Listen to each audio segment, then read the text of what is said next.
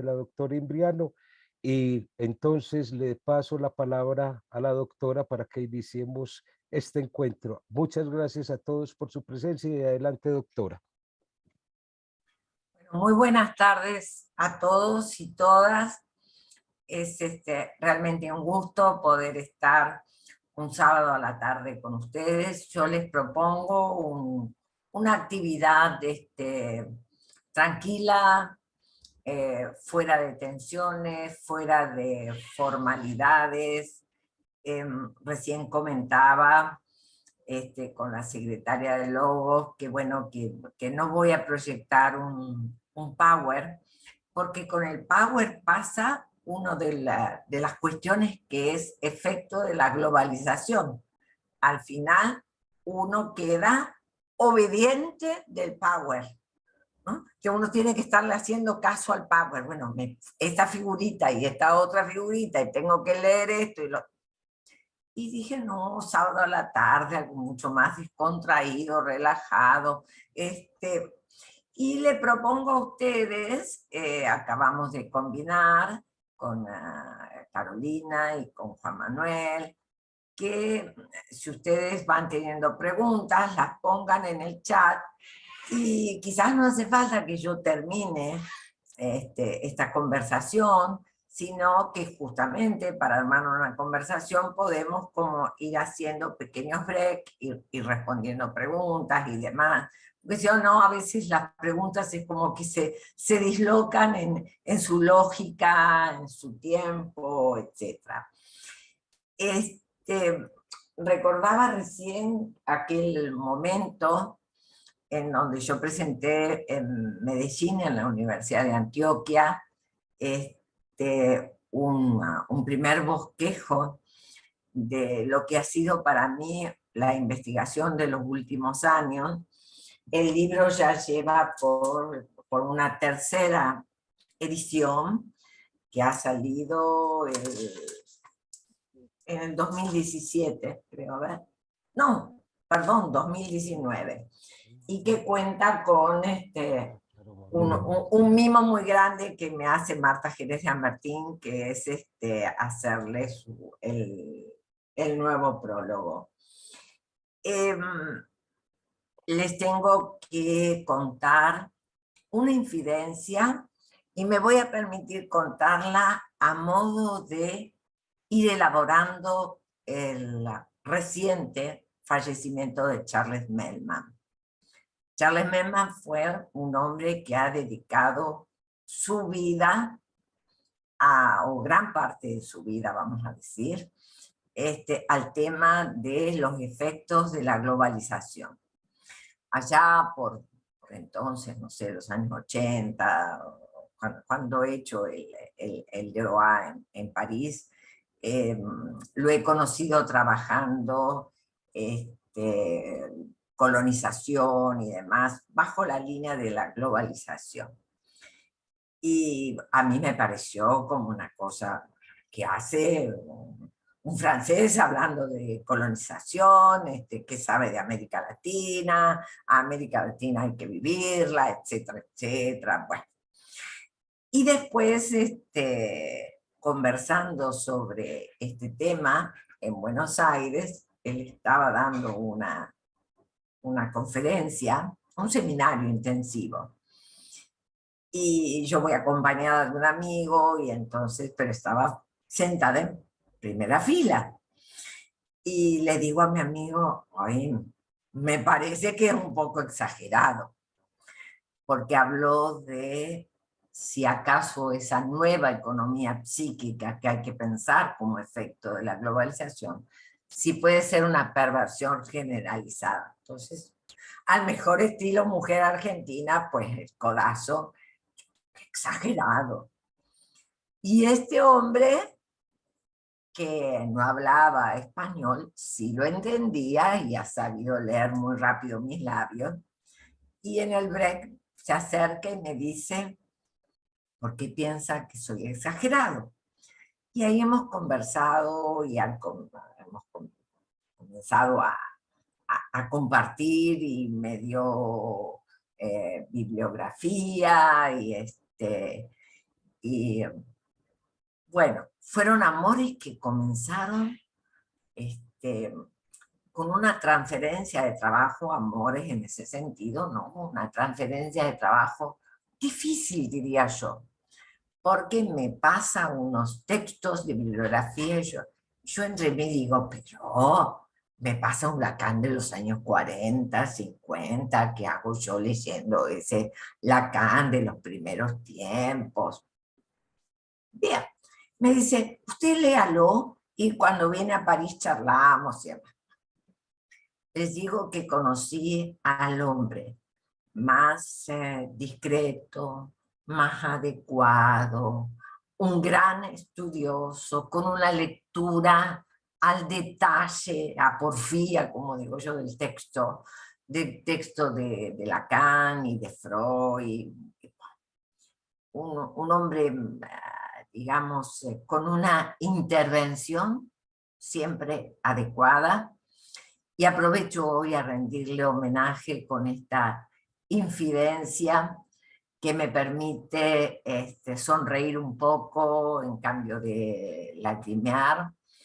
Estoy segura que él, digamos, debe querer ser recordado en la historia. Con sus chistes tenía muy buen humor, muy, muy buen humor. Y un estilo sé por sus analizantes, que también un estilo de interpretación bajo la línea del humor, que era muy linda. Con ese humor sostuvo durante muchísimos años, hasta no hace mucho, la Asociación Lacaniana Internacional, la ALI, que es una asociación muy, muy importante de psicoanálisis en París, con sede en París, pero bueno, internacional. Bien, en Buenos Aires y en Argentina usamos un modismo, y ese modismo es decir, se la cree, señalar a alguien así, mira, se la cree. Y ese creído pues ha sido muy señalado por Molière, y después Lacan, por supuesto, lo ha sabido tomar a ese señor creído, y lo ha señalado ya como lo señala Molière, como infatuado. Y entonces le voy a solicitar a Carolina, que está entre bambolinas, que pase no más de 4 minutos de un video que me lo ha hecho recordar una colega que se encuentra presente, que es Olga Mater. Así también nos relajamos un poco y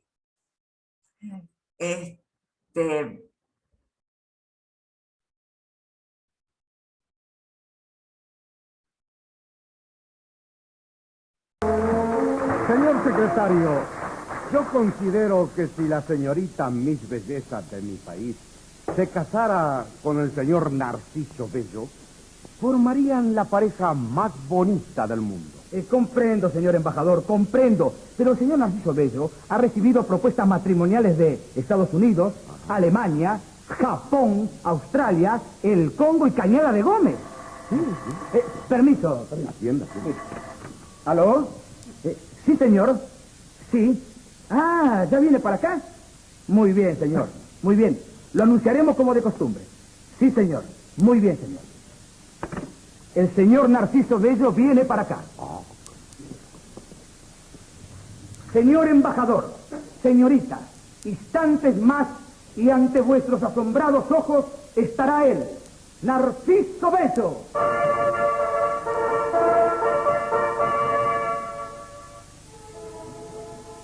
El hombre más lindo del mundo.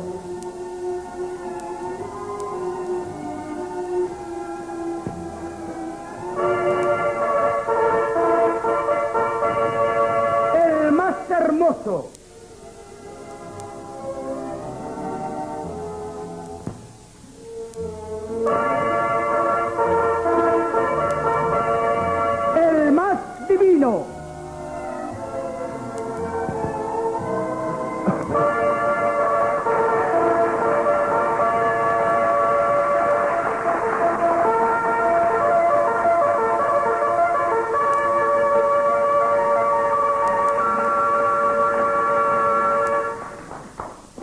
recorrido el mundo buscando algo que asombrara a mis ojos y fue al revés.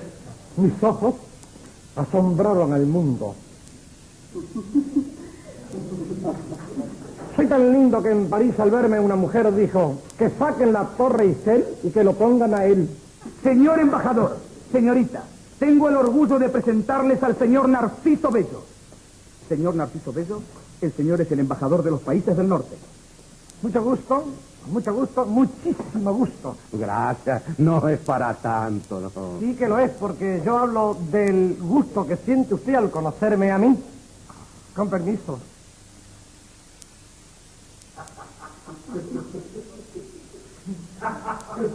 Pero ¿y ahora qué haces? Controlando el tiempo en que esta criatura tarda en enamorarse de mí. No cuente más, Narciso, no cuente más. Yo ya me enamoré de usted. He visto hombres buenos mozos, pero usted es el más hermoso de todos, aunque le parezca una exageración. No es ninguna exageración, porque yo pienso igual que usted. Secretario, los anteojos, suave. Bien. ¿Me espejo? Perdone, pero ¿por qué esos anteojos tan grandes y rayados? Es para verme en Technicolor y CinemaScope. Suficiente. Qué preciosidad de hombre. Me quiero tanto que cuando me veo me aplaudo yo solo. ¡Viva, viva yo! Siéntese, señor Narciso. Gracias, con permiso.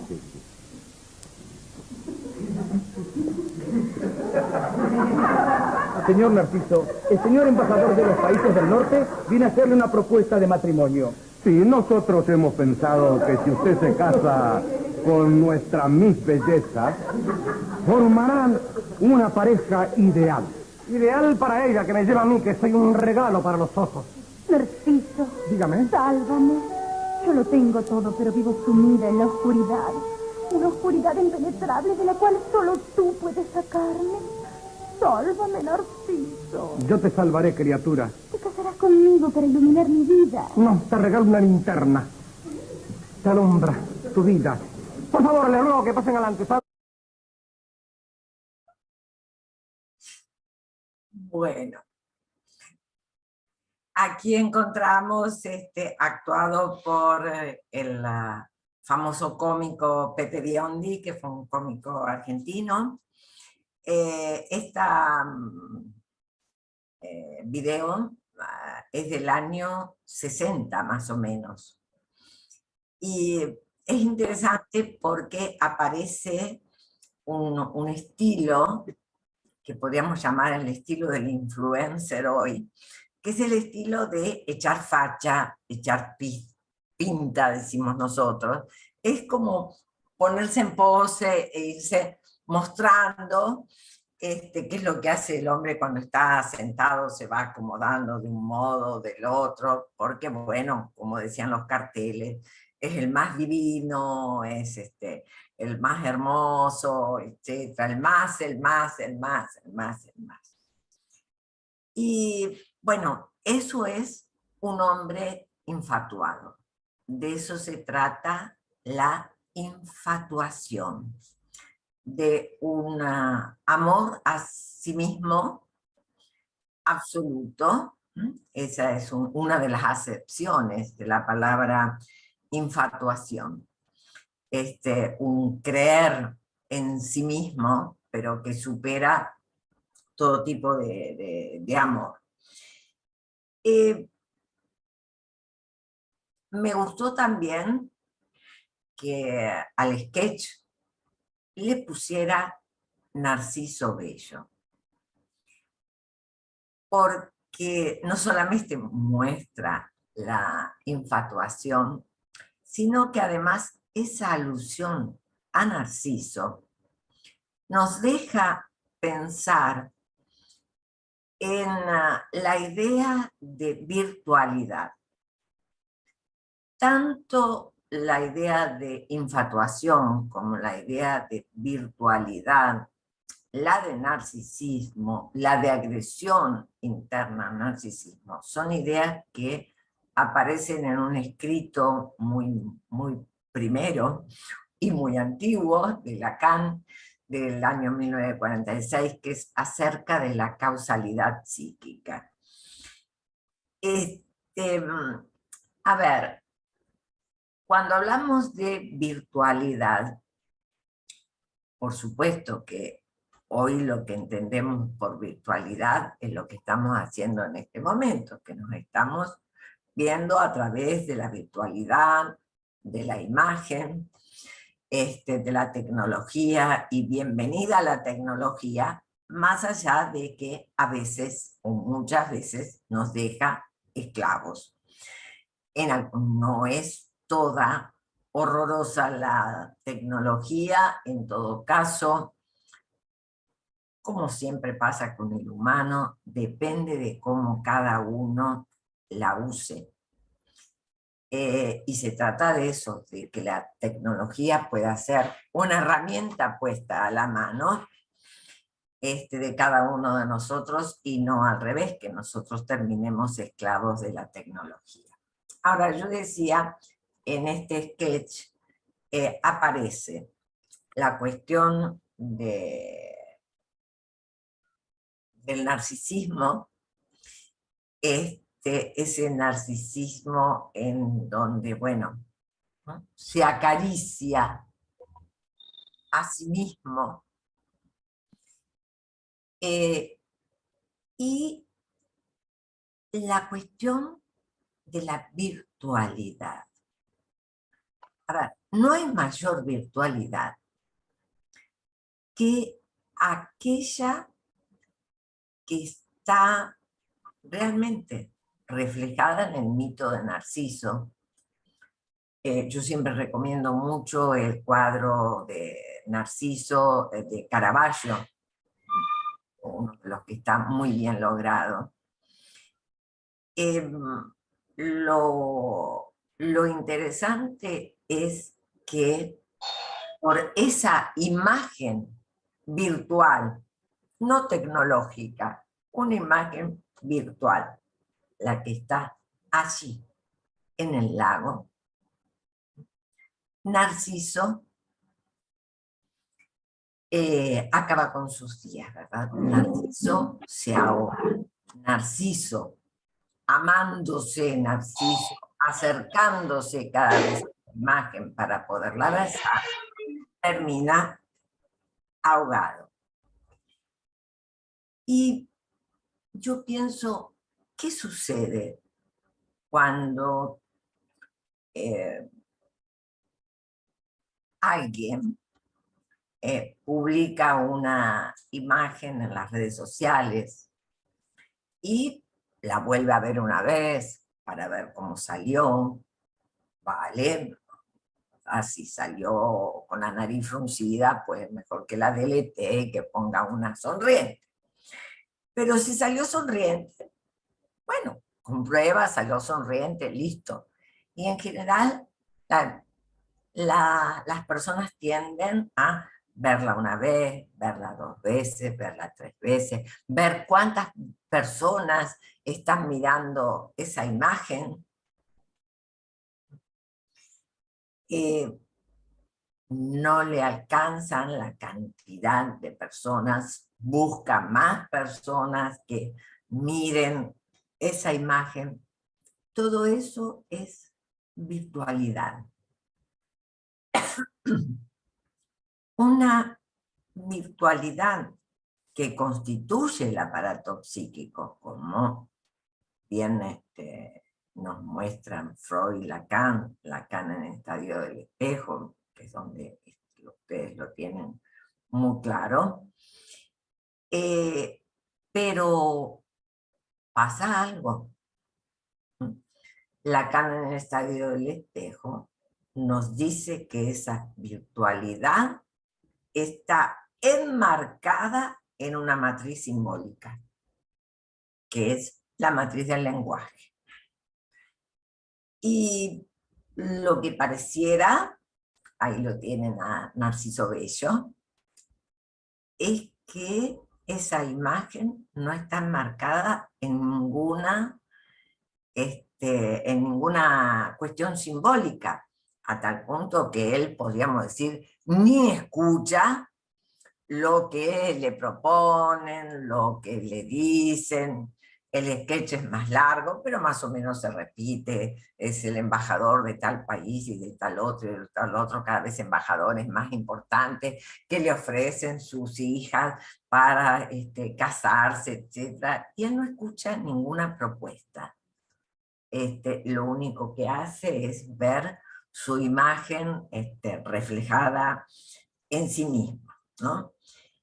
Y Lacan lo que va a decir es que la virtualidad se rompe a través de la violencia. Por un lado, estaría tentada de discutirle a Lacan, pero no, ¿cómo que a través de la violencia? Señores, la historia del mito de Narciso, tomada por Freud, retomada por el psicoanálisis en general, pero después por Lacan, bueno, la historia termina en una autoagresión. Fue una línea en donde la autoagresión fue aumentando y termina en el efecto violento de darse muerte a sí mismo. Ahora, ¿qué sucede hoy cuando, digamos, hay algo? ¿Qué sucede hoy con esa virtualidad? ¿Qué sucede hoy cuando hay algo que contraría lo que esa virtualidad pretende? Yo les diría, vayamos a una escuela secundaria, veamos el comportamiento de los adolescentes y van a ver que ellos lo que hacen, porque están totalmente tragados por esta gestión capitalista, esta gestión global y capitalista, es mirarse en este mundo virtual, ya sea mirarse a través de las imágenes de la tecnología, de las redes sociales, y entonces el que se opone o el que no le puso el like. Ya el que se opone es terrible, pero el que no le puso el like y es compañero, también va a ser mal mirado, va a traer violencia porque le va a ir a discutir por qué no me pusiste el like, estás entre mis seguidores, bueno, ya trae la discusión, ya trae la implementación, no del sano debate, de la sana conversación, sino de la disputa, de la discusión como disputa, como un ejercicio de poder, un ejercicio de violencia, más allá de que esta cuestión de la cantidad de like es un ejercicio de poder.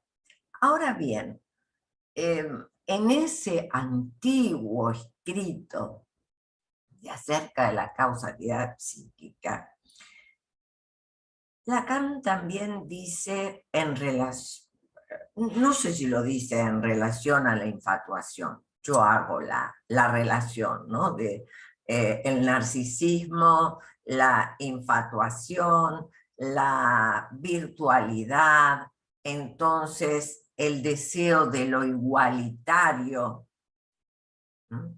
Y el no soportar la diferencia, algo que creo que mundialmente estamos viendo que trae efectos muy negativos. En todo caso, en la historia humana ha traído efectos muy negativos el no soportar la diferencia. El no soportar la diferencia es, digamos, el origen de la lucha, del ejercicio del poder, de la lucha ¿no? La lucha por el prestigio, la lucha por el poder, la lucha por el dinero, las guerras, en fin.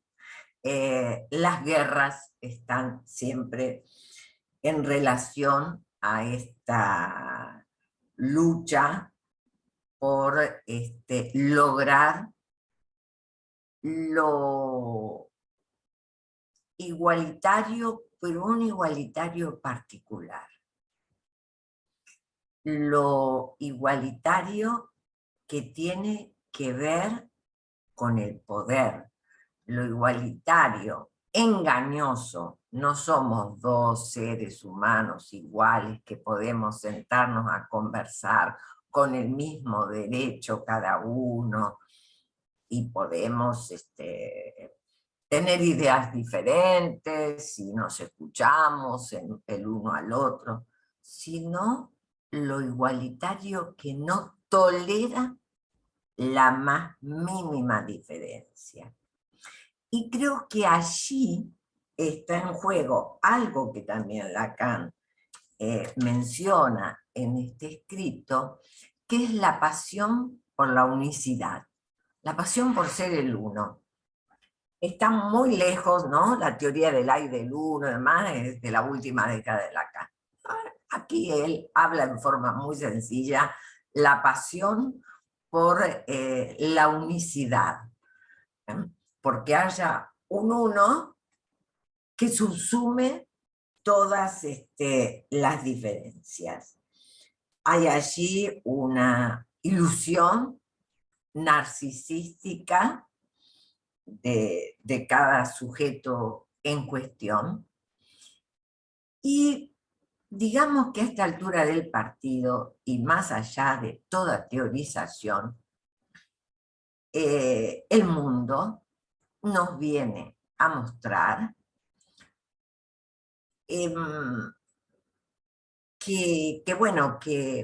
de esta cuestión genera violencia, genera agresión, ya sea, vamos a mirar para Europa y vamos a decir, bueno, ya sea la guerra de Rusia respecto de ganar Ucrania, etc.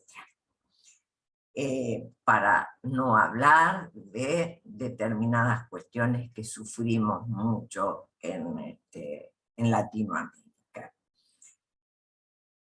Y hay otra cosa más que quiero destacar de este escrito Causalidad Psíquica, que lo hemos estado viendo muy puntualmente en un seminario, y es que la tendencia social es a jugar al alma bella. Es interesante porque ese concepto de alma bella que Freud usaba para la histeria, Lacan lo va a ampliar y lo va a usar para lo colectivo, lo va a usar para lo social. Va a decir que lo social se comporta como alma bella, y que ese colectivo no hace más que inflar el desorden. Ese desorden que va a terminar con agresión. No sé qué pasará en el fútbol en Colombia. En Buenos Aires, pues, en las canchas de fútbol suceden cosas muy tristes, hechos, fenómenos muy tristes, porque la agresión que existe en las canchas demuestra en forma, diría, grave, grosera e indiscutible esta cuestión de la intolerancia al diferente, en donde hay que tirarle por arriba de la cabeza la botella, la piedra, la lata, la piña, lo que sea, al del equipo contrario, ya sea hasta en un partido amistoso, como pasó en Buenos Aires hace muy poquito, que los padres habían ido con sus hijitos menores, los abuelos con sus nietitos y demás, y terminó todo en un hecho, en una situación bastante desagradable, bastante desgraciada. Digo, qué triste es ya no poder discutir con Lacan, pero Lacan, te equivocaste acá, esto no es así. Qué triste, qué genio. Por un lado reconozco y digo, qué genio Lacan, que en el año 46 ya pudo tener la idea de lo que iba a pasar en la sociedad como consecuencia de esa inflación narcisística colectiva.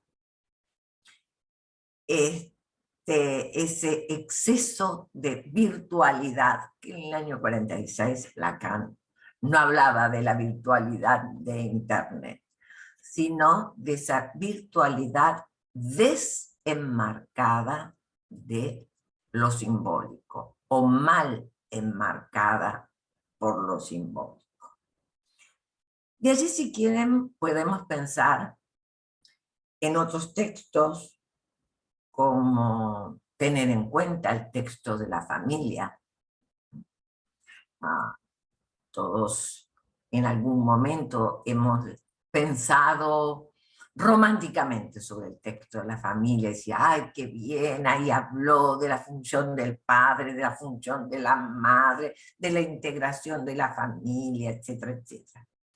Pero hay que saber leer el texto entre líneas. La gran preocupación de Lacan, ya lo había dicho en el mismo año, en otro texto, y era justamente las evidencias que él tomaba de la desintegración de la familia. Desintegración de la familia que no le preocupaba bajo efectos morales, como quien diría, sino que le preocupaba bajo los efectos subjetivos. Porque lo que él toma como un hecho, un fenómeno observable, ya para los años 50, en un texto que se llama, conocido como Psicoanálisis y Criminología, Introducción de las funciones teóricas del psicoanálisis a la criminología, texto del año 50, es que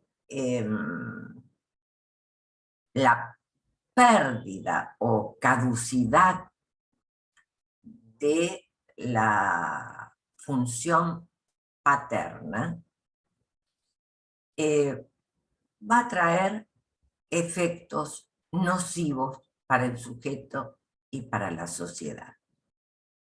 No se refería a si un padre o una madre buenos o malos, no, sino si a un padre y una madre, si un adulto se hacía cargo de la incomodidad de acompañar a un niño transmitiéndole modos de acotar la pulsión. Yo sostengo la hipótesis de que sí existe una soledad que tiene el sujeto contemporáneo. La máxima soledad que puede tener el sujeto contemporáneo es encontrarse absolutamente solo para arreglársela con la pulsión. ¿Se acuerdan ustedes? Freud mismo lo nombró los destinos de la pulsión. Freud los nombra como los mecanismos de defensa del yo. Bien,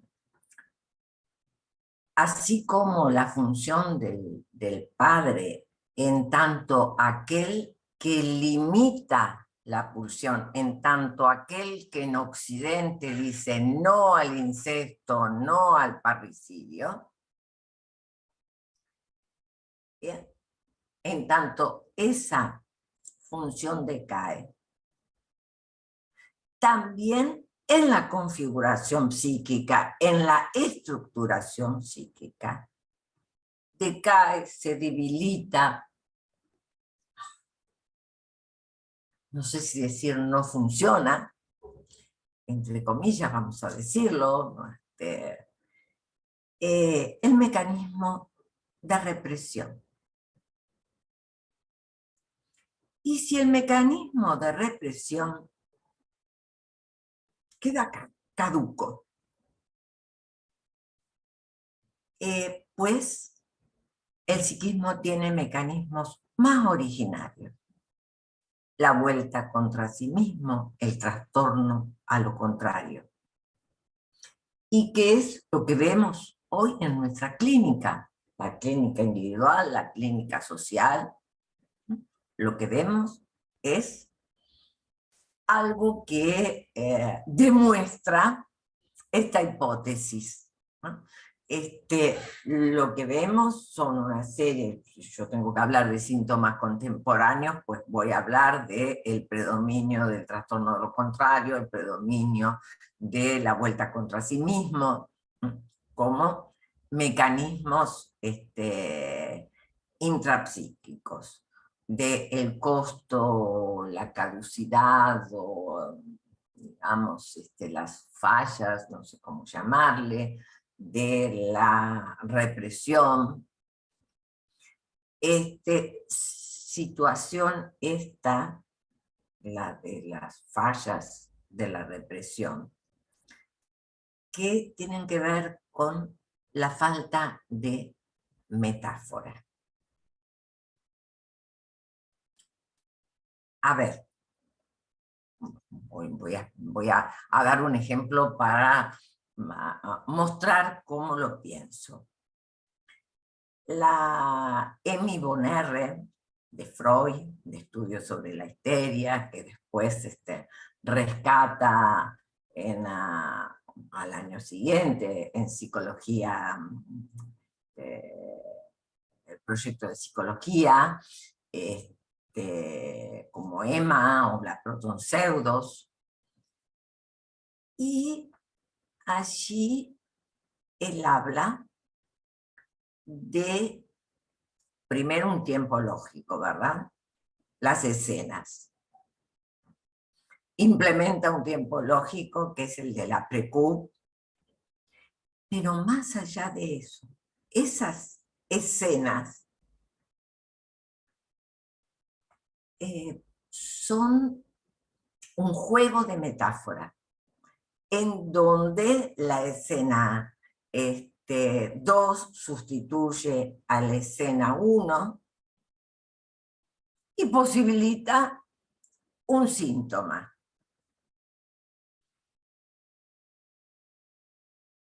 Un síntoma que lo podemos leer dentro de las formaciones del inconsciente. Un síntoma, el de Emma, que, digamos, hace una fobia, un miedo a salir sola, si quieren, un síntoma ridículo, porque si la acompañaba un niñito, pues ya podía salir. Bien, pero Emma no se tiró por el balcón. Emma no salió cuando fue a la tienda, y según ella el tendero se rió. A ver, ese tendero que ella interpreta que se rió, posiblemente se sonrió, y era un tendero que a ella le había gustado. Pero ella no salió a la calle a buscar una piedra, entró y le tiró la piedra por arriba de la cabeza. Sintió vergüenza. La vergüenza es hija de la represión, nos enseña Freud. Los diques de la represión, la vergüenza, los ascos. Y aquí hablando de las cuestiones de la familia y de los niños y de los adolescentes y demás, voy a hacer una puntuación respecto de lo que dicen mis colegas que trabajan actualmente con niños. Que no hay amnesia infantil, o sea, no hay represión. Que no hay vergüenza. Que no hay ascos, o sea, aquello que Freud habló como los diques morales, que eran ese fenómeno que indicaban que la represión se había inscrito como mecanismo que colabora con la función yoica respecto de la pulsión, poniéndole freno.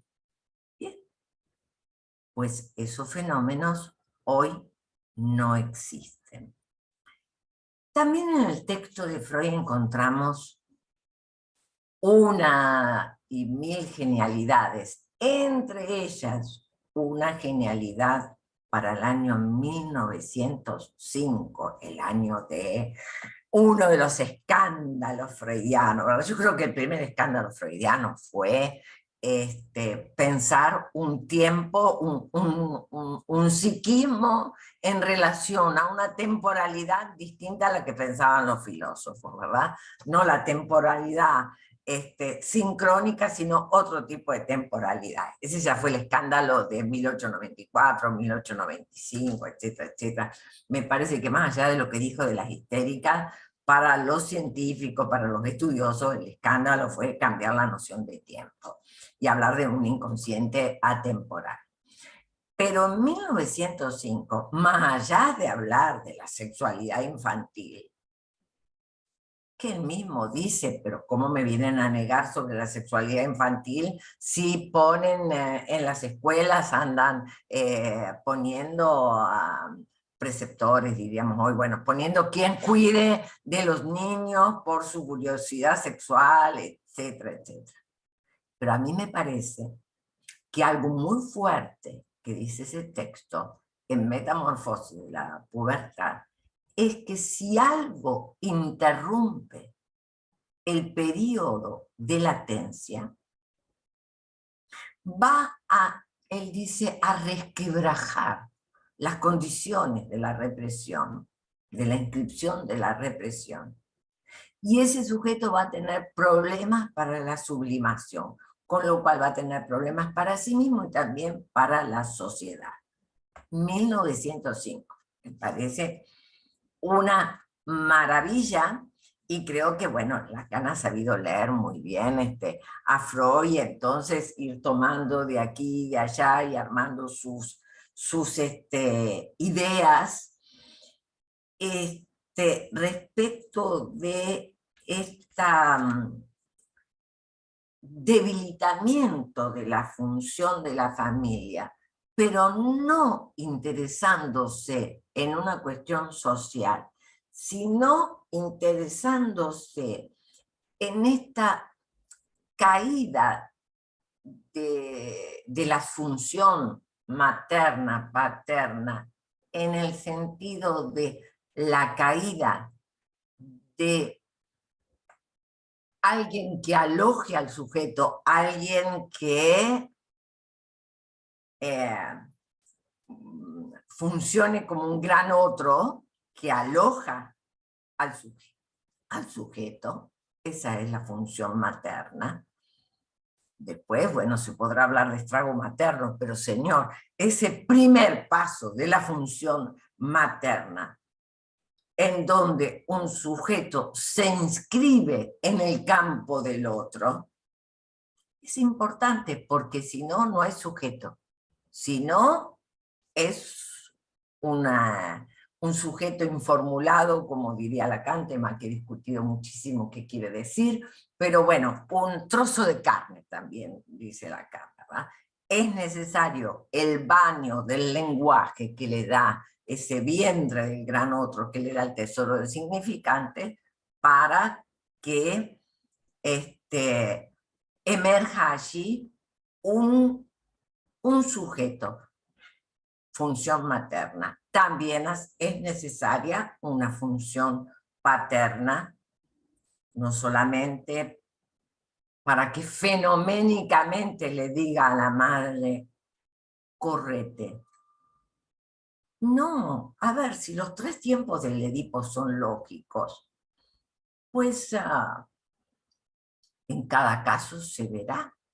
Pero sí lo importante es esa lógica implementada por el padre que posibilita un mecanismo psíquico llamado de separación. Hay un mecanismo psíquico de alienación y hay un mecanismo psíquico de separación. ¿Y por qué me estoy refiriendo a esto? Que no quiero entrar en lo que yo llamo, comillas, la metapsicología lacaniana. Seminario 11, 2 capítulos dedicados a eso, cada uno lo puede leer. No, yo me refiero a esto porque considero que estamos en la época no solamente de los llamados, los síntomas contemporáneos, las patologías del acto, las patologías de la alienación, de una alienación a la imagen. No es una alienación a lo simbólico, es una alienación al índice, a la imagen. A ver, creo que si hay algo que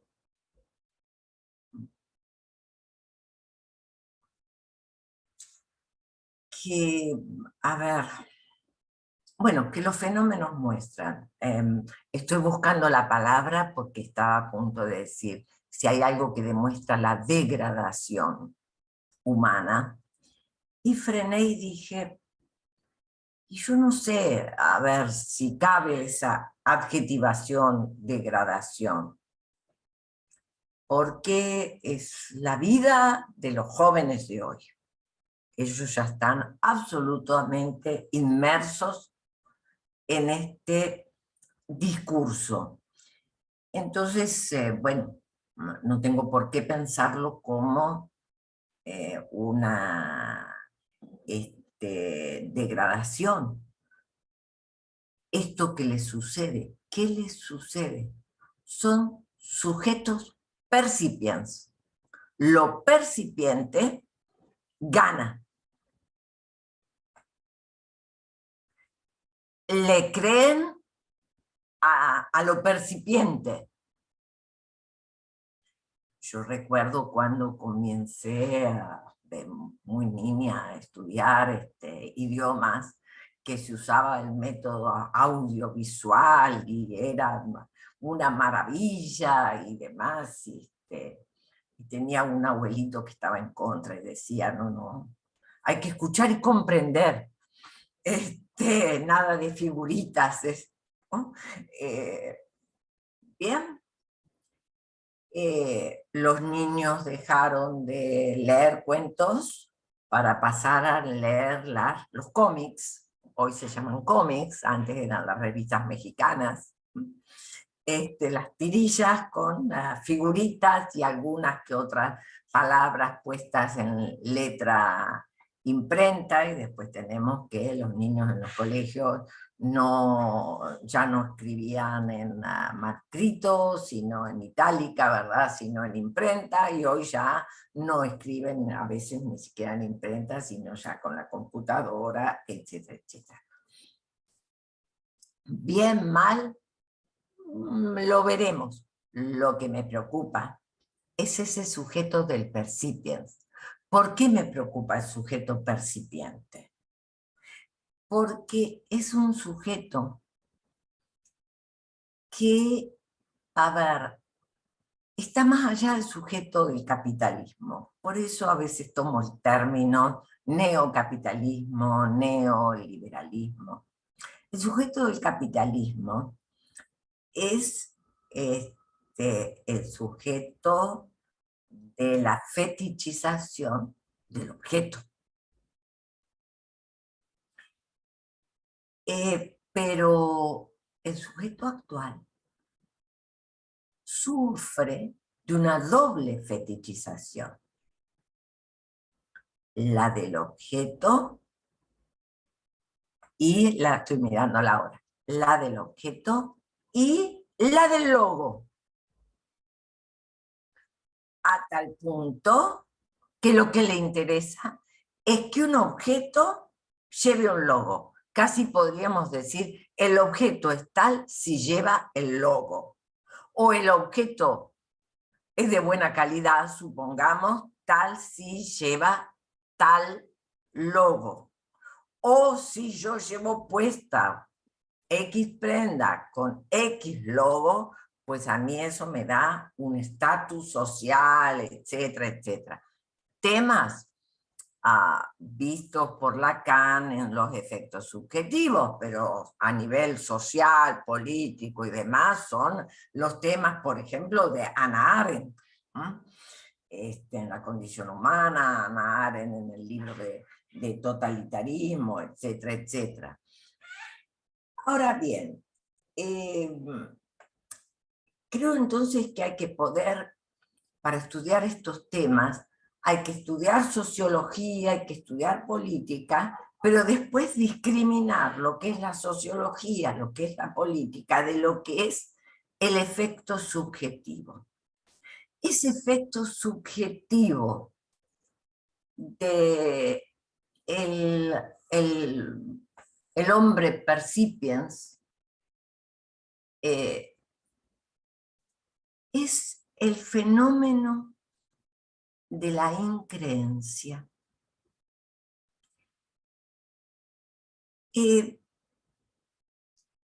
A ver, y es entonces el efecto subjetivo de aquel que no sabe en qué mundo está alojado.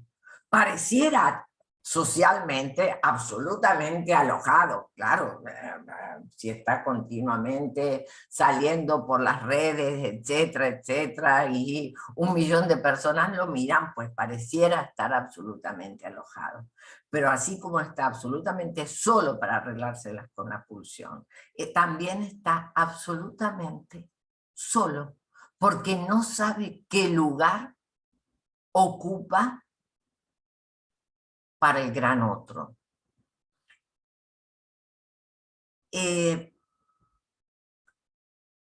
Algo que tiene como efecto, yo diría, que falle la función. Un significante representa un sujeto para otro significante, de lo cual se desprende como producto el petit acte, etc. La función del significante que representa un sujeto para otro significante implica la diferencia. Y es ahí donde vemos que hay problemillas. Justamente en uno de los seminarios que he dado por allá por Colombia, La tanatopolítica y su poder, es un libro que anda por Colombia, que trabajo estos temas, pues yo ahí postulo, voy trabajando esta cuestión de un ejemplo que da Lacan en Instancia de la Letra respecto de los hermanos en el tren.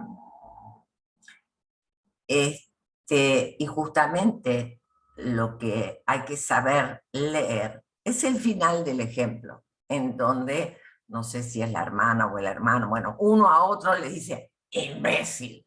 Y Lacan dice, ¿cómo corresponde? ¿Por qué Lacan dice, cómo corresponde? Señor, ¿cómo corresponde?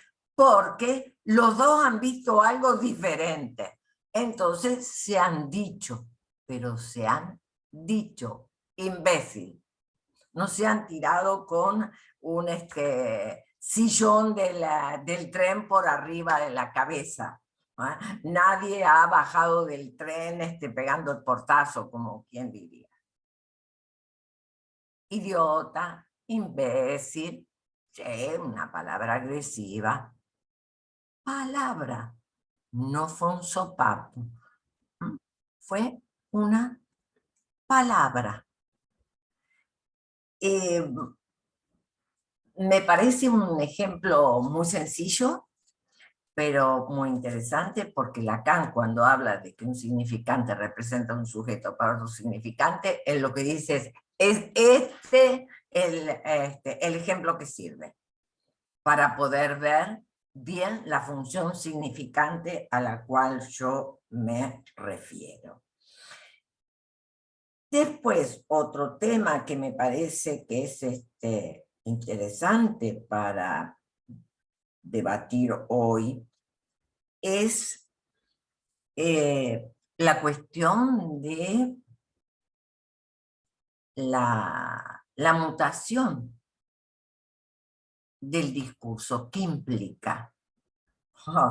Y el efecto subjetivo, pues bueno, la clínica nos lo muestra y creo que venimos demasiado tranquilos en estudiar esta clínica y entiendo que, bueno, los psicoanalistas que tenemos algunos años, acá mi amigo Juan Manuel Uribe, no porque tenga muchos años, sino porque hace muchos años que está en el psicoanálisis, creo que lo felicito que haya formado logo psicoanalítico para abrir un espacio de transmisión, un espacio en donde cada uno vaya transmitiendo algo de su clínica, porque entiendo que la clínica hoy tiene que pensar cuestiones que ya están a la vista. ¿Por qué? Porque es muy fácil decir, ay, el discurso capitalista presenta la mutación del lado izquierdo de la fórmula, bla, bla, bla, bla, bla, bla. Les puedo mandar un montón de dibujitos, mamarrachitos, como digo yo, todo bárbaro. Ok. Pero, ¿qué implica? Implica como efecto subjetivo la increencia. ¿Por qué, señor? Porque si ustedes aplican la teoría de Mardaus, que lo único que ha hecho Mardaus es tomar las fórmulas de Lacan y abrirlas en otro tipo de esquema, pero siguiendo las flechitas de Lacan, que hablan de cómo debe ser la serie para que haya discurso. Este discurso, un significante representa un sujeto para otro significante. Bien, a ver, esa mutación es la mutación de la verdad. Es el agente manipulando la verdad.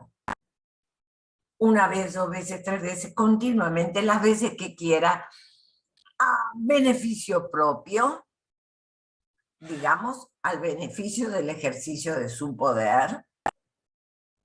Y entonces es que ese agente manipula la verdad. Y hoy sale el eslogan, no sé, este celular tendrá menos de un año, o un año, para el Día de la Madre del año pasado. El Día de la Madre en Argentina se festeja en octubre, tercera semana de octubre. Bien, hace un año era el último de los últimos de los últimos. Pues ahora salió otro no sé cuánto, que se dobla y se vuelve a hacer chiquito, como era el Star Trek de aquellos tiempos, de hace 30 años atrás, se vuelve a hacer más pequeño, se divide por la mitad, y no sé cuántas funciones más tiene. Entonces, como hace un año, la verdad era que era el último, que era lo más, el máximo, el mejor, el que más aplicaciones podía tener. Resulta que a los pocos meses, y no les digo si vivimos en un país como el que vivo yo actualmente, que tiene sus problemas en cuanto a los valores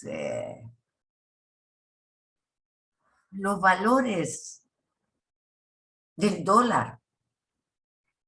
Sí, señores, los valores de la leche en el supermercado.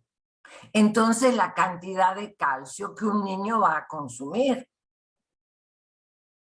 O la cantidad de horas de trabajo que la mamá y el papá van a estar fuera de su casa. Y eso trae efectos subjetivos. Y de alguna manera, si no hay quien ejerza adecuadamente la función materna como ese gran otro que recibe, la función paterna como el otro que dice, hasta aquí llegaste, el otro que marca lo que es pertinente y lo que no es pertinente. Esto sí, esto no. Listo. Bien, no puedo con mi tentación de hacer algunas cosas, cuidando el horario, pero van a llevar pocos minutos. Uno, en todo caso, solamente pasarles la cita y marcarles a ustedes cómo Lacan en psicoanálisis y criminología, escritos páginas 129 para ustedes, más o menos, editorial Siglo XXI, escritos 1. Allí Lacan va a hablar de la falta de responsabilidad de los políticos, de los políticos que están en el Parlamento, pero que llegaron al Parlamento por el voto de cada uno. La falta de responsabilidad de ellos, que es tan grande que ya no saben ni para qué están sentados en la banca, que es para hacer leyes, y se distraen con las cuestiones mercantiles, del utilitarismo, y dice que eso no hace más que traer antinomias ideológicas que se van a reflejar en un malestar social. Clic, clic, clic, página siguiente, va a hablar de la agresión en psicoanálisis. Por el otro lado, también tengo la tentación de leer alguna cuestión del seminario 17, que es donde se trabaja el discurso, donde más se trabaja el discurso capitalista, porque ya les he dicho que desde el año 46 que está trabajando estos temas. Pero la cuestión de la mutación del discurso capitalista la van a encontrar ustedes en, por ejemplo, la página 181 del seminario 17, versión PAI 2.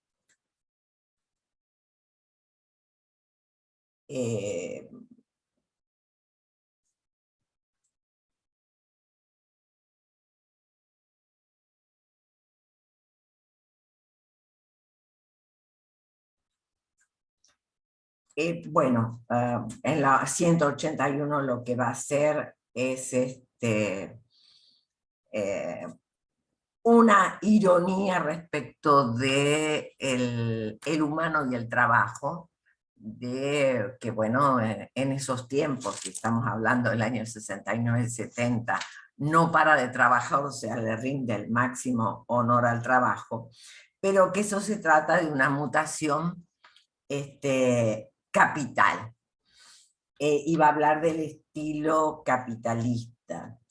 Y después lo que va a decir en la 182 84 es que eso sucede por mutaciones dialécticas que a la fecha aparecen como incontestables, y más adelante, en la 88, se pregunta si acaso lo que podría venir a introducir alguna mutación de esto, algún cambio, ¿verdad?, es lo real desnudo y no la verdad.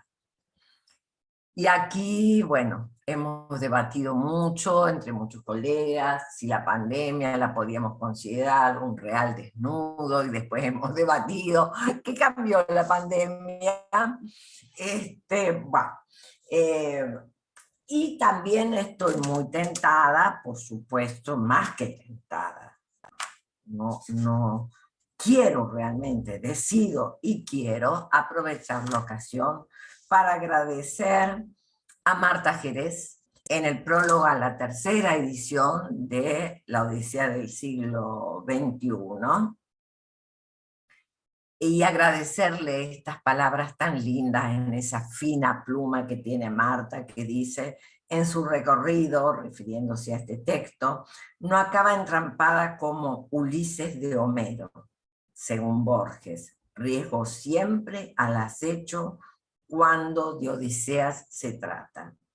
Por el contrario, arriba a un logrado libro donde da cuenta minuciosamente no solo de las teorías diferenciadas de la pulsión de Freud y Lacan, sino del entroncamiento de la pulsión de muerte como goce del individuo contemporáneo sometido al discurso estilo capitalista.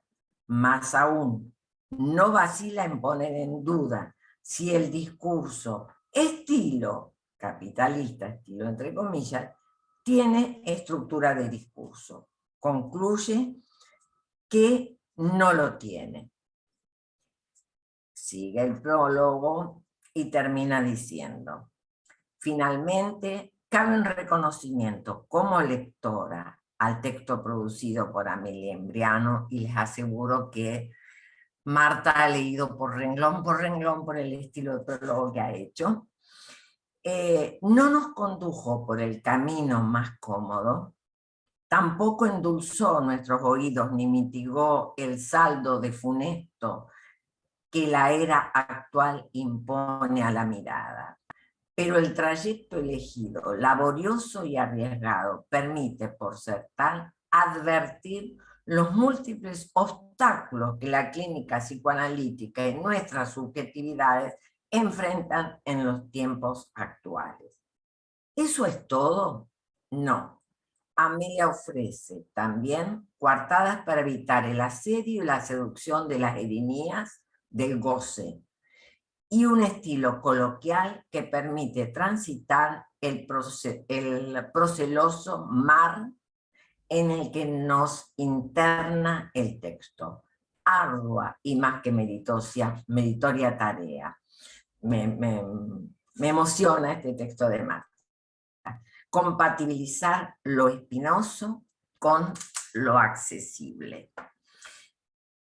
Yo invito a todos mis colegas que acompañemos a nuestros colegas más jóvenes a eso espinoso que tenemos que hacer accesible, para preguntarnos qué es la neurosis infantil hoy, un concepto central de la clínica psicoanalítica. Bueno, ¿cómo pensamos a partir de la clínica actual, niños, adultos, ¿no? ¿Cómo pensamos el concepto, la idea de neurosis infantil? ¿Cómo pensamos la latencia? ¿Sigue existiendo el periodo de latencia? ¿Es necesario el periodo de latencia? El periodo de latencia siempre implicó que algo seguía latiendo y que algo frenaba para que ese latir no desbordara. Bien. ¿Cómo trabajar en la clínica para reinstalar la metáfora? Para que esa agresividad que es intrínseca al humano, intrínseca a la relación con el otro, no termine en un crudo mato o muero. Yo considero que bueno, que es nuestra función, poder acompañarnos y acompañar a los más jóvenes. Porque quizás los de mi edad, todavía, como le digo yo a algún colega, por favor, derivame una bella histérica freudiana. Se ríe Juan Manuel, pero es así. Pero que si Dios me deja vivir unos años más, capaz que esa bella histérica freudiana pues no llegue nunca a mi consultorio. Porque hoy, aquel que viene en la demanda de asistencia, las más de las veces, no es ni el hombre de las ratas, ni la belladora, sino que es alguien que dice, no puedo parar de hacer esto y me estoy haciendo mucho daño. Bien, yo diría, son 5:20, conversamos. Yo no quiero hablar más sola, así que vamos. Conversemos entre todos, que va a estar más lindo. Primero que todo, Amelia, muchísimas gracias. Y entonces, haciendo eco de tu invitación, hacemos extensiva, y no sé si Carolina está por allí, si podemos abrir el micrófono para las preguntas. Eh, si es así, pues entonces nuevamente invitamos a que presentemos nuestras preguntas, inquietudes o comentarios a la exposición de la doctora Amelia. Tengo por el momento, Amelia, una pregunta de una colega de aquí de Medellín y del Logos, que dice lo siguiente: ¿cómo pensar los efectos subjetivos en un niño con dos padres o dos madres? ¿Mm? Sí, Y la me acabo de dice, perfecto. Y entonces dicen que también pueden abrir el micrófono para que podamos hacer la cosa un tanto más ágil y no tenga que pasar por mi lectura. Así que adelante.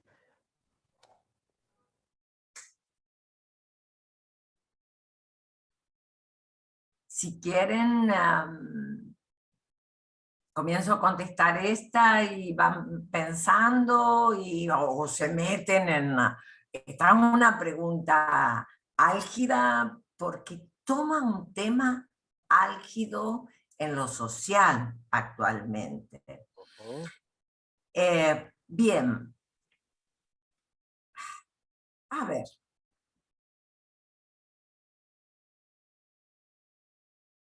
Por un lado, yo diría hablar de dos padres, dos madres, hablar de matrimonios igualitarios, o sea, es hijo de dos señoras, ¿no? O es hija de dos señores, vamos a decir. O la pareja se ha separado, se ha vuelto a casar y el niño va y viene de una casa a la otra, como se usa ahora, la tenencia compartida, y entonces le dice mamá a una, mamá a la otra, papá a uno, papá al otro, porque así en algunos lugares se usa, se estila. Bien. Múltiples combinatorias sociales. ¿Esas combinatorias sociales son nuevas? Yo les diría, sí, bajo esta fórmula? Sí. Pero miren, cuando yo iba al colegio, no se usaba en aquel entonces ir al colegio todo el día, por diferentes razones de mi historia, pues yo me quedaba con un grupito de niñas, no era la única, en el colegio hasta las 5 de la tarde. Se le llamaba medio pupilo. Bien, o sea que era un colegio de monjas, o sea que ahí había muchas madres y había que obedecer a todas esas madres. Porque si no venía el castigo. Bien, pero llegaba a mi casa, si era verano, todavía era de día, podía salir a la puerta, y si no, llegaba el fin de semana y salía a la puerta. Y mi mamá decía a fulanita, que era mi vecina de enfrente, le obedeces como a mí. Y fulanita y menganita, todas las de la cuadra, hacían de mamás de todos los niños de la cuadra, y entre las madres iban turnando quién entraba, quién salía a hacer sus cosas en la casa. Pero todas cumplían una función respecto de los niños de la cuadra. Distintos modos, distintas épocas. Cuando, en todo caso, a ver, el efecto, vamos a poner las cosas en su lugar, el efecto subjetivo que ha permitido hasta hace un tiempo la neurosis infantil, la instalación de la represión, la instalación de los diques, el freno a la pulsión, etcétera, etcétera, es un efecto que es hijo de una función paterna, que como dice Lacan cuando trabaja en el seminario 4 a Hansen, Juanito, dice, bueno, bien, el señor que dice no a la madre en algún momento tiene que tener bigote y anteojos, o sea, tiene que estar encarnado por alguien. El tema es que hay efectos subjetivos, en este sentido que digo yo, de la conformación de la neurosis infantil, cuando ese no es demasiado amplio y es con una sola voz, no importa cuántos lo digan. No al incesto, no al parricidio. Nadie va a decir no te acuestes con tu madre o con tu padre, no mates a tu madre, no mates a tu padre, no mates a... pero hay equivalentes, hay formas equivalentes. Y lo importante es que no sean distintas voces, como les decía yo del ejemplo de los celulares, para poner un ejemplo, sino que la ley que se transmita sea la misma.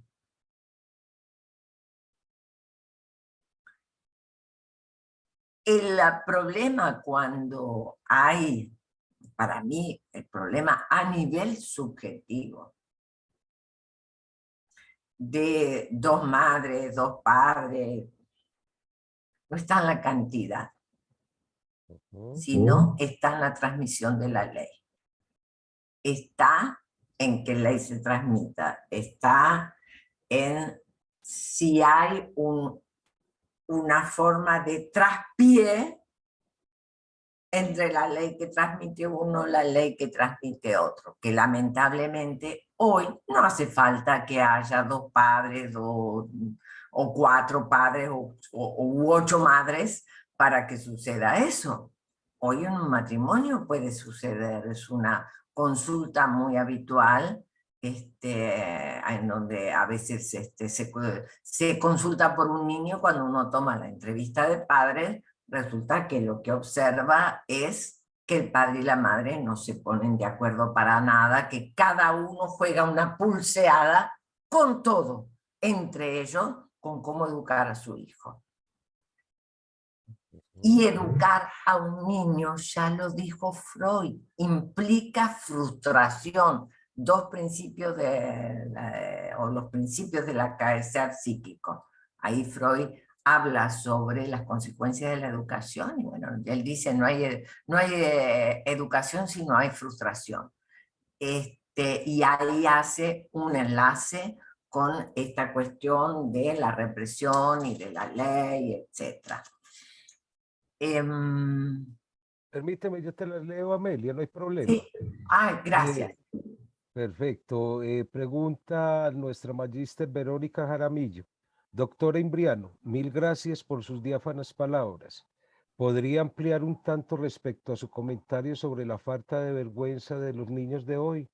No hay vergüenza para con quién, para con quién. Y hay otra pregunta, Amelia, que si me permitiste la leo a punto y seguido. Esta es de un miembro y asistente al Logos, el señor Pablo Noreña. Dice, doctor Imbriano, muchas gracias por las palabras que nos brinda. Me surgió una duda. ¿Cómo entender el declive del nombre del padre en la sociedad capitalista del siglo XXI?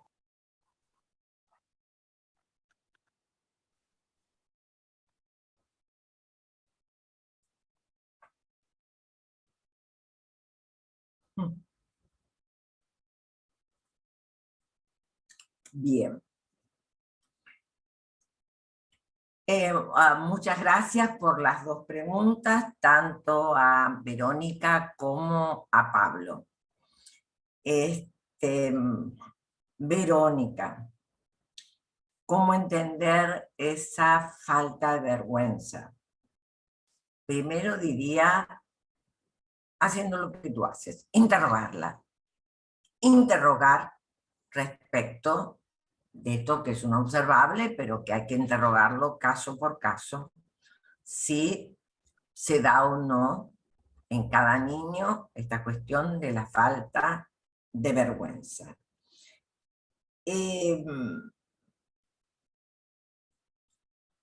No hay vergüenza para con quién. A ver,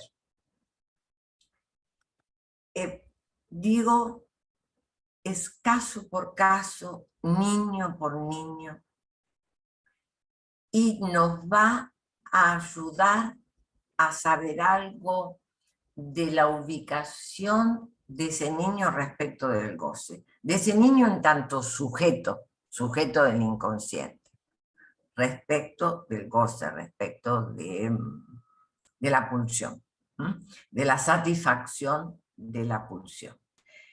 En tanto que, digamos, me gusta esta pregunta, esta segunda pregunta que tú realizas. Falta de vergüenza, ¿para con quién? Parece muy interesante. Muy interesante porque quizás no se refiera a una vergüenza en relación a lo sexual. Yo he tenido la suerte, con todo lo que implica de algunas dificultades sociales y demás, por diferencias de códigos, de vivir una época en Europa. Y bueno, llegado el verano y el ir a la playa o ir a la piscina, pues la única que tenía vergüenza de la desnudez del otro era yo. No había vergüenza ninguna respecto de la desnudez. Tampoco un niño tenía vergüenza respecto de estar desnudo, una niña delante de su papá, su mamá o un niño. No. Lo que hay que estar atento, entiendo yo, es la vergüenza respecto al cumplimiento o no de lo que hace ley para cada uno. A ver, pongo un ejemplo. Estoy en determinada ciudad y a la noche, después de haber pasado mi llegada a la ciudad, etc., me sonreía y sonrojaba sola. ¿Por qué? Porque cuando estoy en el aeropuerto, apurada, digamos, puedo dar apurada, acostumbrada, una serie de mentiras para tapar el hecho. El asunto es que de mi carrión tiro para sacar la etiqueta que pone la compañía aérea y lo tiro al suelo. Arranco, tiro. Y alguien se acerca y me dice, tome, se le ha caído esto. Yo me puse sumamente colorada, la vergüenza tomó mis cachetes y fue un fuego. Bien, estábamos a la tarde en la playa y se sacaban las mallas para ir a meterse al mar. Después se las volvían a poner. Pero no, se arruinan. El mar, el agua con sal las arruina, le quita el color. Se las sacaban, se iba. Y yo a la noche me reía y me sonrojaba a la vez. Y dije, ay Dios, que las cosas están como muy diferentes. Que yo en la playa, ¿no? Es decir,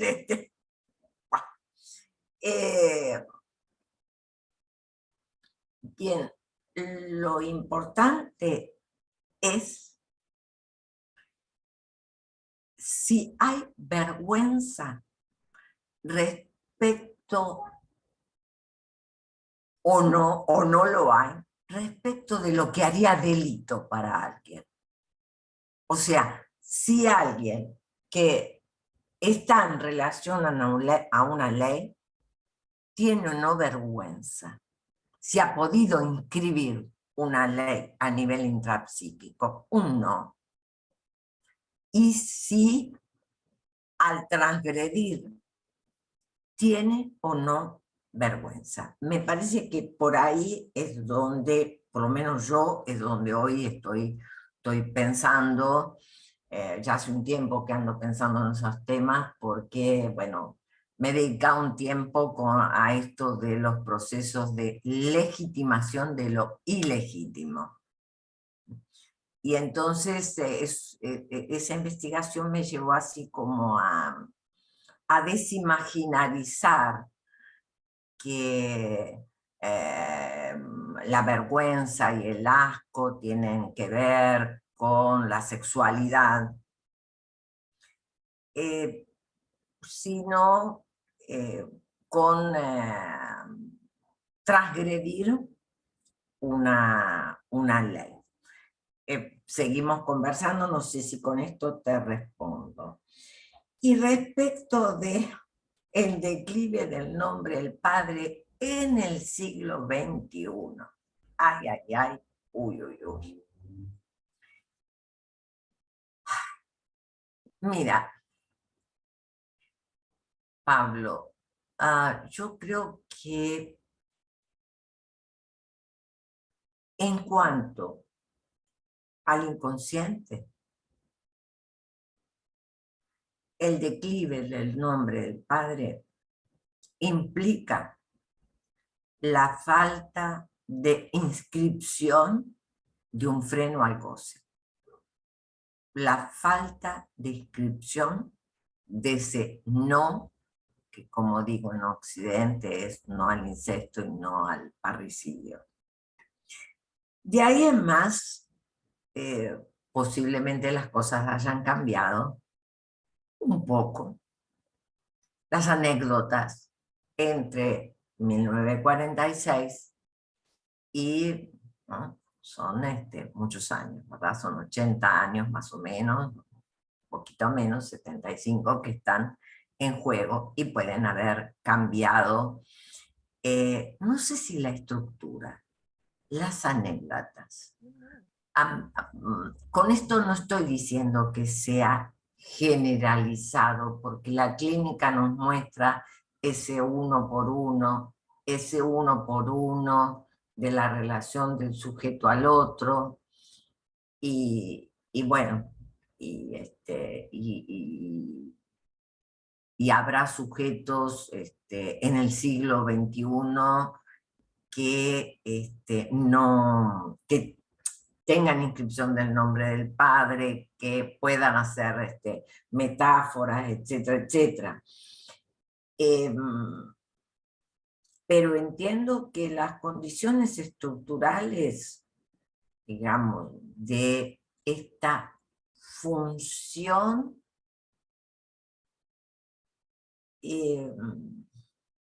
que si no tiene un marco simbólico puede convertirse en la arbitrariedad del padre.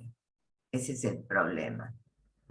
Que a veces hay como una infatuación de las figuras de ley, y entonces eso es problemático. Creo que el declive hoy, en el siglo XXI, más que nada va del lado así como de la infatuación de ciertas figuras de poder, y que no lo tienen.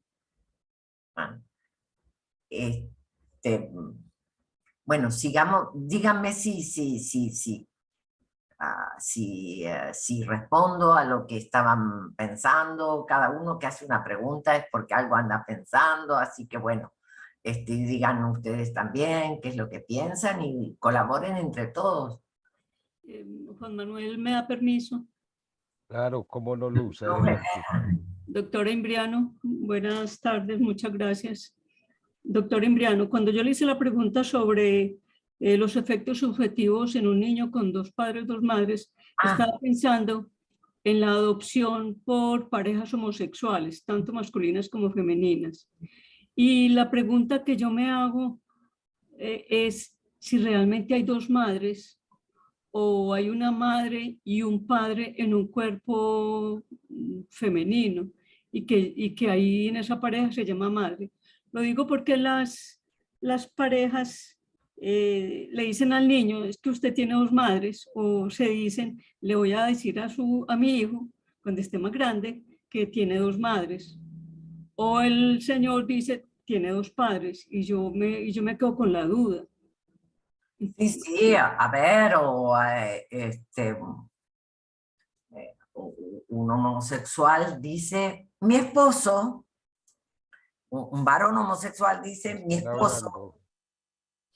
Que si respondió lo que preguntaba. Entonces, a ver,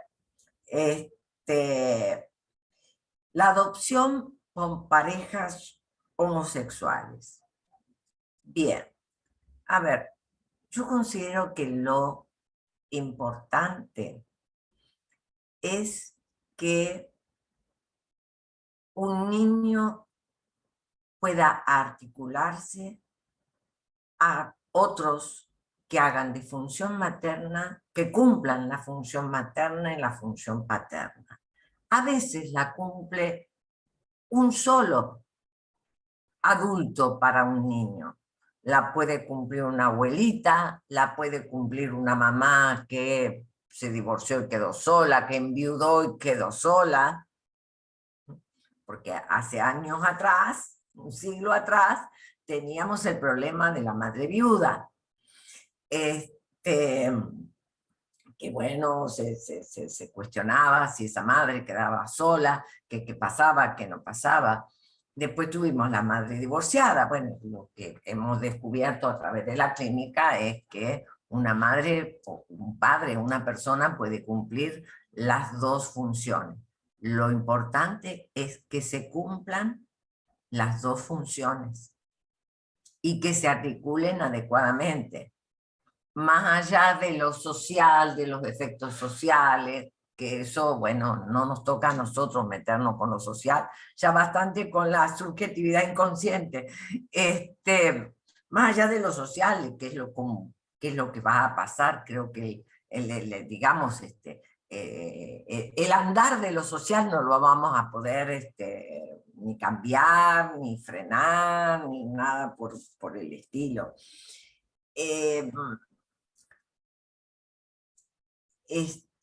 Diría eso, que lo que hay que ver es que se cumplan las funciones, que lo positivo para para la organización subjetiva de un niño es que se cumplan las dos funciones. No importa quién las cumpla, que se cumplan pertinentemente las dos funciones. Ahora, perdona, Amelia, tomando desde ya muchas gracias por la exposición, pero pensando en la pregunta, me pregunto en voz alta y te transmito a ver tu opinión, porque también es cierto de que Lacan, cuando formula las fórmulas de la sexuación, es el se dice, ¿no es cierto? Porque si vamos al caso, nadie cuestionó a los heterosexuales para ser madres o padres, ¿no? Digo en esta cuestión de la función fallida, y si de algún modo no es un aspecto seductor y engañoso también del discurso capitalista, esto de hacer creer que se puede tener el hijo de ojos celestes, de cuántos padres, madres, o sea, que no forma parte también, ¿no? de algún modo de este discurso, ¿no? De obturar por medio de la fabricación de objetos, cuestiones fantasmáticas, y donde cada uno podría fabricarse una historia que quiera, ¿no? Con los hijos que quiera, ¿no? Claro. Si no, no entra también por ahí. Gracias. A ver, muchísimas gracias, Olga, por tu participación, que me lleva un poco a aclarar más el tema. Vamos a la última década de Lacan, que bueno, no me estaba metiendo para no implicar en cuestiones teóricas complicadas para un sábado a la tarde, pero lo que yo diría es que las fórmulas de la sexuación muestran dos lógicas. Para todo X, phi de X, para todo X vale tal cosa, X valor, este valor vale para todo. Y la otra lógica que dice, al menos hay un X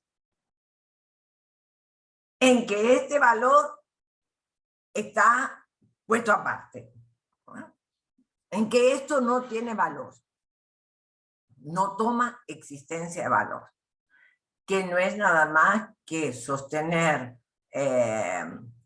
con una fórmula, es una fórmula lógica, es el universal para todo X sostenido desde la excepción al universal. Todo universal se sostiene desde una excepción. Es una lógica interesante. Yo me interrogo mucho esta cuestión de el lado macho y el lado hembra de la fórmula, que aparece traducido así, en otras traducciones aparece el lado hombre, el lado mujer. Me lo cuestiono. Me cuestiono si qué tipo de metáfora quiso o no armar Lacan allí, si es válido hoy hablar en términos de hombre-mujer, así, a veces digo, ay, Lacan inventó tanto neologismo porque no le metió un neologismo ahí, y nos sacaba de ese enredo de hombre-mujer.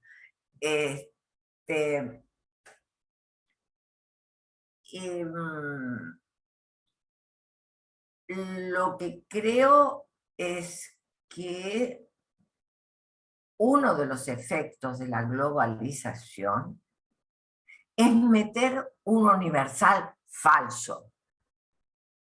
Porque me parece que, por lo menos para mí, lo que sirve en mi clínica, más allá de ganarme los sesos con esas fórmulas de la sexuación y los distintos tipos de goce, qué sé yo, lo que en mi clínica me sirve es, ajá, este hombre Lacan me está diciendo de que la fórmula fálica funciona si hay algo que hace de excepción. Y resulta que lo que la clínica actual muestra es esa trampa en donde no hay fórmula fálica, porque en la globalización te ofrece un universal que no tiene excepción, que no acepta excepción. Ese es el problema.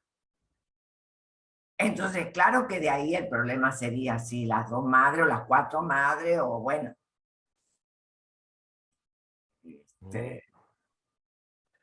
Amelia, siguiendo por la línea que pregunta la doctora Mater, me permito compartir con ustedes y con vos algo que efectivamente no he trabajado en sentido estricto, pero que se me antoja viene como consecuencia directa de estar sumidos en este discurso. Y es que el canto de sirena no quedó simplemente en el mundo griego. Ese canto de sirena hoy día se pone de manifiesto por todas partes, llamémoslo detrás del cautiverio pregnante de la imagen, pero hay algo que no sé, siempre me queda rondando en el orden del objeto. Sabemos que los objetos de Freud a Lacan y por século seculorum no son especularizables. ¿No te parece o no les parece a ustedes que efectivamente la insidiosa insistencia del discurso capitalista es por hacer especular esos objetos que no pueden por esencia ser especulables? Sí, señor. Sí, señor. Comparto plenamente contigo, Juan Manuel. A ver, en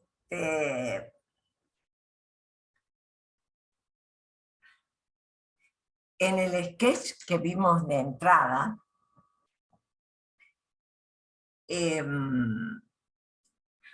Narciso se acaricia, toma la mano de la otra, pero se acaricia a sí mismo.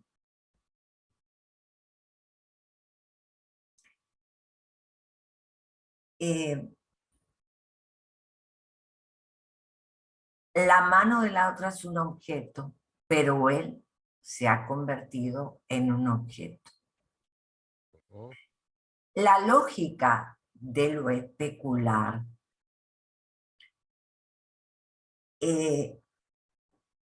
que llamamos a veces la lógica del usufructo, es la lógica de aquel, voy al espejo a peinarme y miro el espejo y digo, ah, no, pero este no quedó bien lacio. Entonces, ay, este quedó diferente, y el flequillo, y no, es decir, tomo la diferencia que la imagen especular me brinda Y a partir de allí armo una dialéctica con esa imagen especular.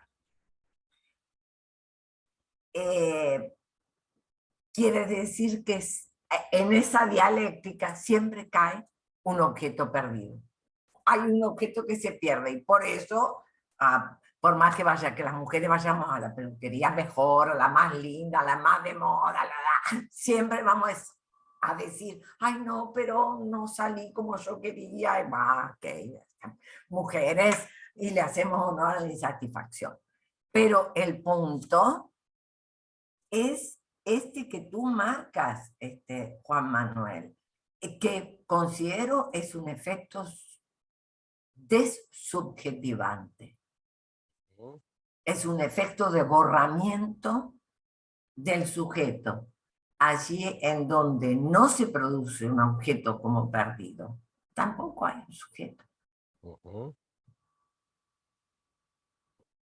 Lo cual, digamos, hace entendible la falta de metáfora, etcétera, etcétera, hace entendible el deslizamiento metonímico, ¿no? Yo siempre digo que estamos en la lógica de la adición, no de la adicción. Por supuesto que hacemos adicción de lo que sea, pero estamos en la lógica de más uno, más uno, más uno, más uno, más, porque no se produce la pérdida del objeto. ¿Puedo hacer un comentario? Comentario, pregunta. Claro, ¿Qué adelante. tal? ¿Cómo están todos? Sandra Vieira, una Gracias. colega de Buenos Aires. ¿Qué tal? Mucho gusto. Ya que hablaste de algunas cuestiones de Buenos Aires, ¿no? De Argentina, yo te quería preguntar si no coincidís conmigo o no, si algo de esto que estamos hablando del todo es posible, no empieza en Argentina en la década de los 90, posterior a la tan ansiada democracia, ¿no?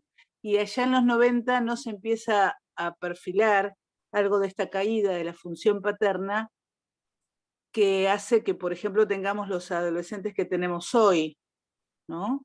Donde todo es posible, donde todo se tapa un objeto con otro, y este más uno, más uno, más uno que decís vos, no termina en más IVA, ¿no? Como algo agregado que siempre viene a cubrir eso que falta, ¿no? Y que yo me acuerdo que un maestro de aquella época nos anticipaba, de los 90, a nosotros que hacía poco que nos habíamos recibido, cómo iba a ser nuestra clínica con adolescentes, ¿no? Y bueno, hoy, 20 años después, adolescentes o jóvenes, al menos yo lo veo en la clínica. Quería saber si acordabas con algo de esto. Mira, yo con lo que acuerdo sí que, a ver,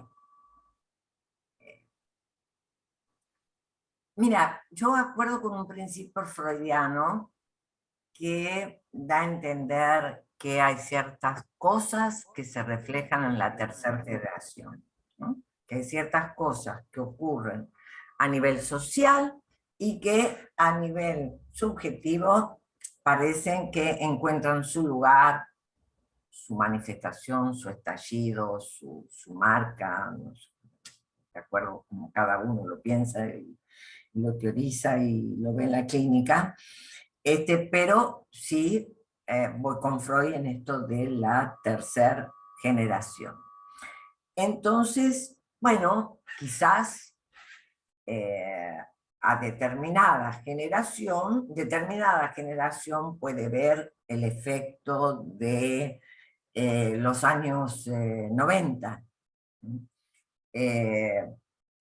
7 años después o 6 y pico después del inicio de la democracia, en fin, X. Quizás a principios de siglo se pudo ver de otra manera, quizás en otros países se pudo ver en otros momentos y de otra manera. Son formas, yo creo que son ¿cómo te puedo decir? Son cuestiones estructurales que muestran esto que supo decir Freud, de que la psicología individual es también una psicología social, que la psicología social es también una psicología individual, y le saco el sombrero a Lacan, que armó este concepto de gran otro para darle un lugar a la cultura, a lo social, no como psicología social, sino como a eso social que se incorpora en la subjetividad. Entonces, así como un gran secreto de familia puede aparecer en la tercera generación como un meningioma, ¿no?, en la cabeza de algún nieto, también, bueno, a mí me ha pasado, ¿verdad?, hasta el día de hoy, de ver adolescentes por la calle vestidos de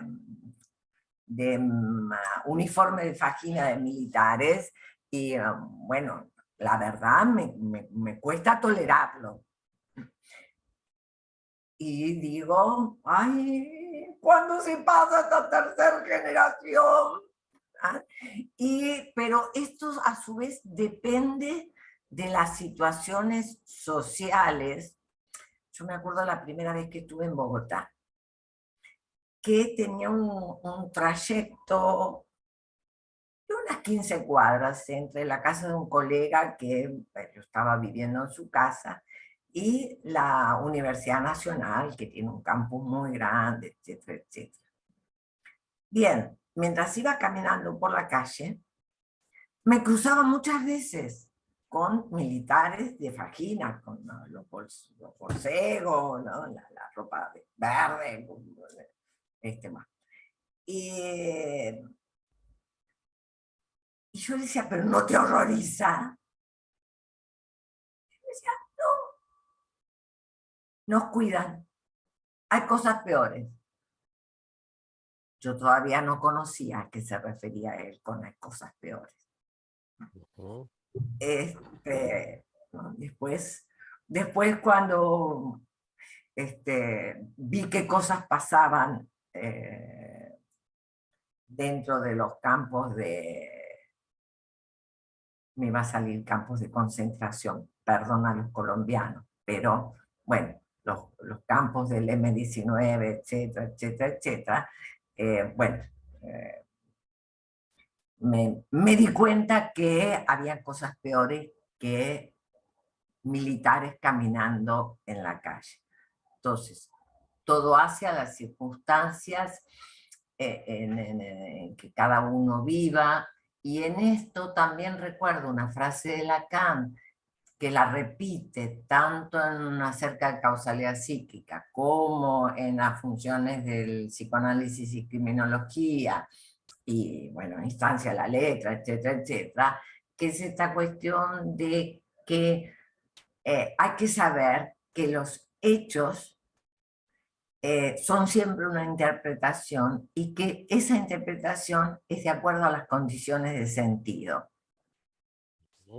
de un grupo colectivo o a las condiciones fantasmáticas de cada uno